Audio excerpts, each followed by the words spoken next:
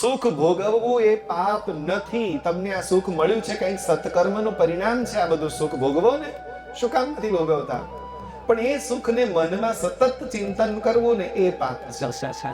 મારી ગાડી, મારો પરિવાર, મારો બિઝનેસ, મારો પૈસો, મારું ઘરેણું, મારી પ્રતિષ્ઠા, આ પાપ છે.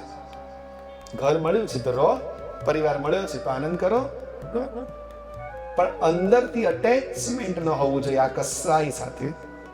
when you are attached with somebody, when your happiness is dependent, you will be unhappy. તમારો આનંદ જો બીજા કોઈ ઉપર આધારિત હશે ને તો એ આનંદ ટકશે જ નહીં. તમારો આનંદ તમારી અંદરનો હશે તો દુનિયાની તાકાત નથી કે તમને કોઈ દુઃખી કરી શકે. Find out your own happiness in your inner side. It's already there. You just have to realize. અંદર જ પડ્યો છે. પણ મેં કીધું હરીસા ઉપર ધૂળ છે. ધૂળ દૂર કરો, અજ્ઞાનતાનું પડ દૂર કરો. તમારી અંદર ઠાકોરજી છે. તમારા રૂવાડ અર્જુનને મેં કહ્યું રૂવાડે રૂવાડે શ્રી કૃષ્ણ શરણમ મમ શ્રી કૃષ્ણ. એ છે.